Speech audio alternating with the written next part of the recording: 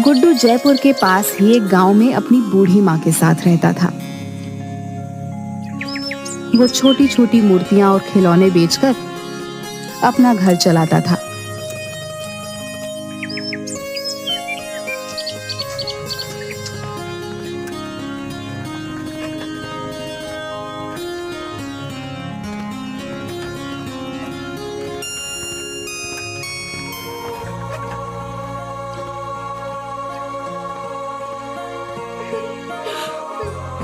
अरे माँ, क्या हुआ? तुम रो क्यों रही हो? बेटा, वो जमींदार आया था। तुम्हारे बाबा ने उससे कुछ 50,000 रुपए कर्जा लिया था। वो अब सूद समेत मिलाकर 1.5 लाख हो गया है। हम इतने पैसे कहाँ से लाएंगे बेटा? उसने बस 2 हफ्ते का वक्त दिया है, वरना ये घर खाली करना होगा। माँ, तुम रोना बंद करो, मैं कुछ करता हूँ।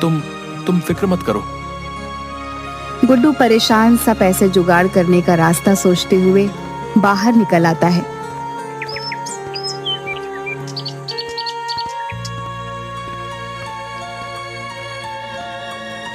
तभी घूमते हुए उसकी नजर एक बड़े से पोस्टर पर पड़ती है।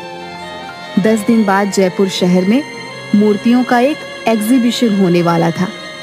उसे एक उम्मीद की किरण नजर आई।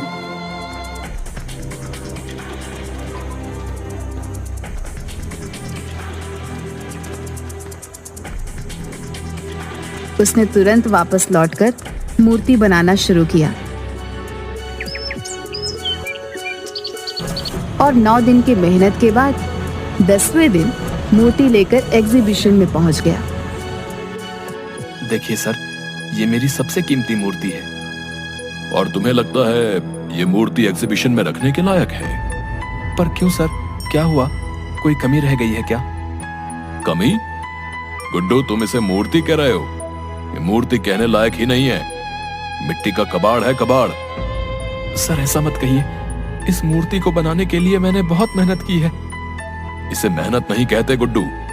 ये मूर्ति एग्जीबिशन में तो क्या, कहीं पर भी रखने के लायक नहीं है। ले जाओ इसे वापस।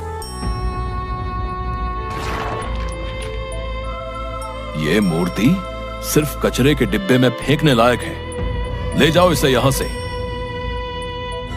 गुड्डू की आंखें भर आई। अपनी मेहनत को इस कदर अपने सामने बिखरते देख वो बहुत दुखी हो गया। गुड्डू ने आंखों में आंसू लिए उसे देखा और अपनी मूर्ति के टुकड़ों को समेटकर वहां से निकल गया।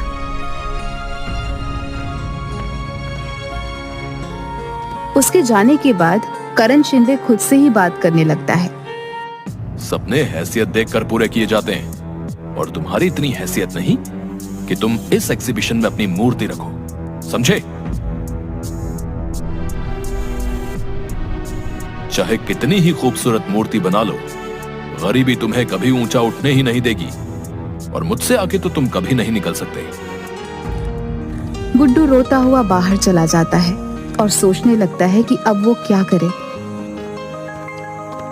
वो माँ से वादा करके आया था, वो पूरे पैसे लेकर आएगा। अब वो माँ को क्या जवाब देगा?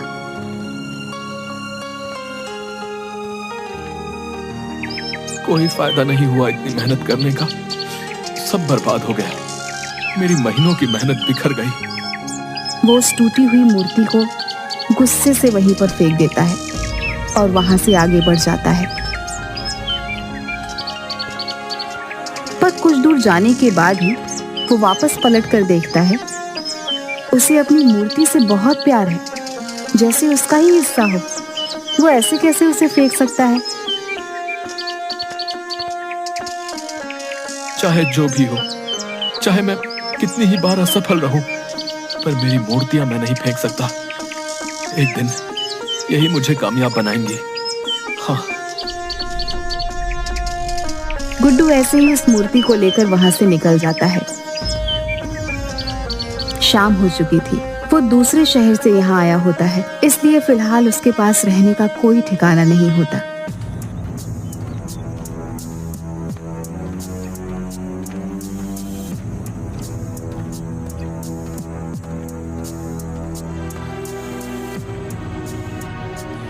गुड्डू बहुत थक गया होता है, इसलिए वहीं बेंच पर पीठ लगाकर एक झपकी लेने लगता है। गुड्डू काफी देर तक सोता रहता है और फिर अचानक एक आवाज के साथ उठता है।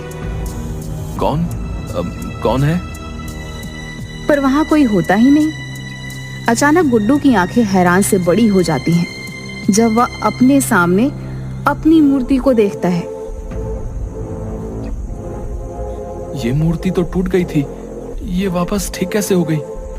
वो मूर्ति के पास जाता है और उसे छूकर देखने लगता है।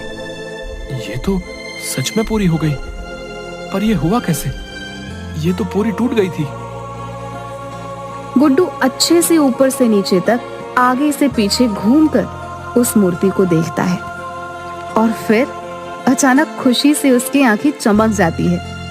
ये तो चमत्कार हो गया, मेरी मूर्ति ठीक हो गई, मेरी मूर्ति। गुड्डू खुश होते हुए उस मूर्ति को गले से लगा लेता है। कोई बात नहीं, अगर इस बार मैं सफल नहीं हुआ, पर तुम ठीक हो, ये मेरे लिए बहुत बड़ी बात है। वैसे भी शहर में मैं किसी को नहीं जानता, तो आज यहाँ रुक जाता हूँ, सुबह होते ही चला जाऊंगा। गुड्डू उस मूर्ति को एक पेड़ के नीचे खड़ा करके एक दुकान पर कुछ खाने के लिए लेने चला जाता है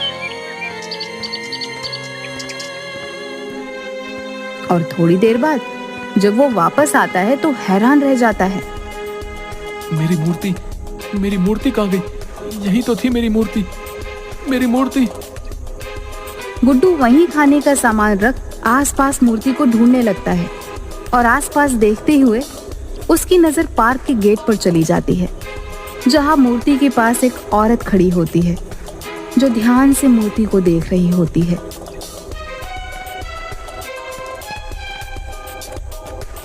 कौन हो तुम और मेरी मूर्ति को कहाँ लेकर जा रही हो? ये आपकी मूर्ति है? हाँ, ये मेरी मूर्ति है और तुम इसे चुरा कर ले जा रही थी। नहीं नहीं, मैं तो यहाँ से गुजर रही थी और इस मूर्ति को यहाँ देखा तो बस रुक गई। मेरा नाम मधु है। झूठ ऐसा बोलो जो पकड़ा ना जाए। ये मूर्ति मैंने पेड़ के नीचे रखी थी।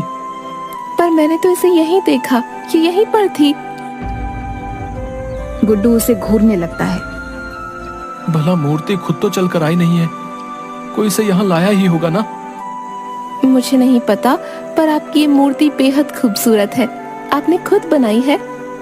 हाँ, मैंने बनाई है, पर कोई मतलब नहीं है। मतलब क्यों नहीं?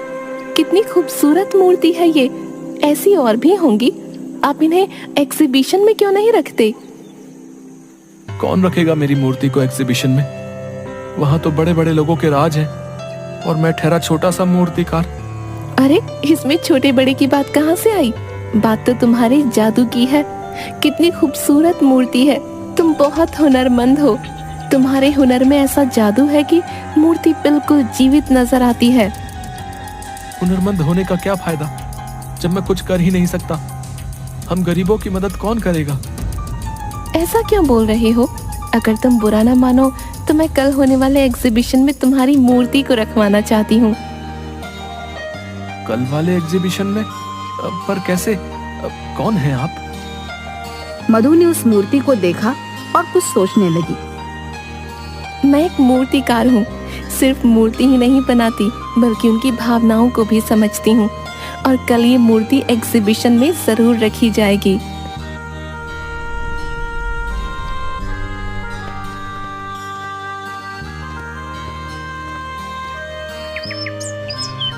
अगले दिन एग्जीबिशन में गुड्डू की मूर्ति भी रखवाई जाती है, पर किसी को गुड्डू का नाम नहीं पता होता, क्योंकि ये पहली बार हुआ था जब गुड्डू की कोई मूर्ति एग्जीबिशन में रखी गई है। गुड्डू खुश होकर देख रहा था। सबसे ज्यादा भीड़ उसकी मूर्ति के सामने होती है और ये सब देखकर उसे बेहद खुशी होती है। करण शिंदे ये सब देखकर उसके पास आता है।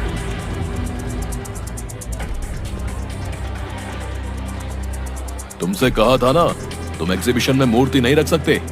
फिर किसने रखवाई ये मूर्ति? आपने तो तोड़ ही दी थी, और शायद आज मेरा यहाँ आना लिखा था।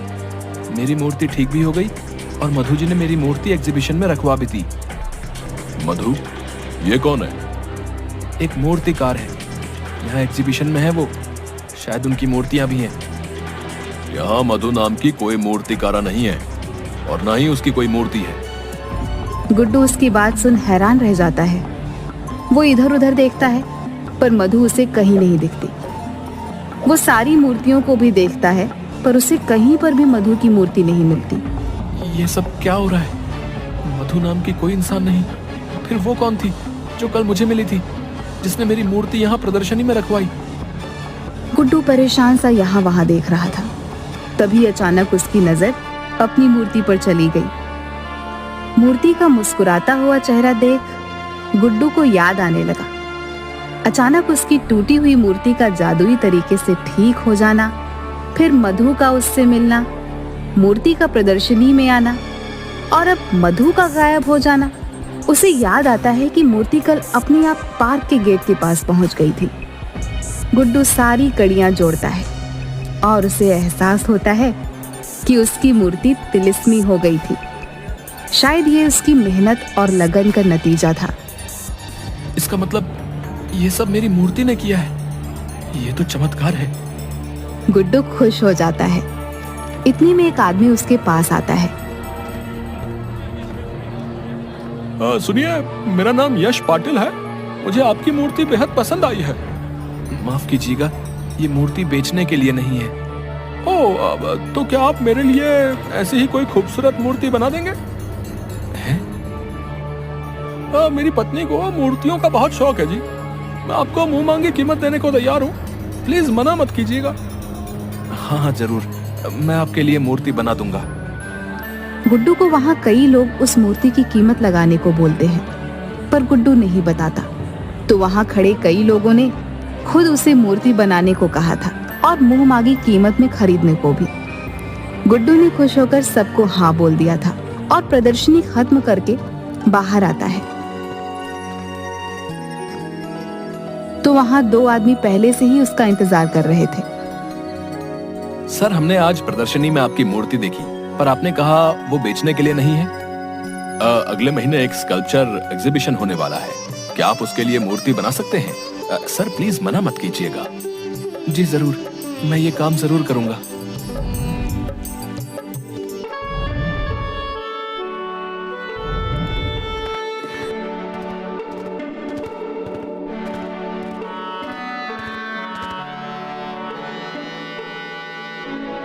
उसे यकीन हो गया था कि ये सब उसकी मूर्ति ने किया है।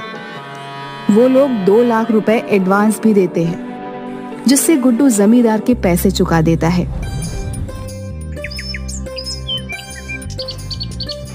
गुड्डू की बनाई मूर्ति इस एग्जीबिशन में सबसे महंगी बिकी और गुड्डू जानता था इस कामयाबी में उसकी जादुई तिलिस्मी मूर्ति का हाथ है, जिसकी वजह से वह इतना आगे बढ़ पाया है।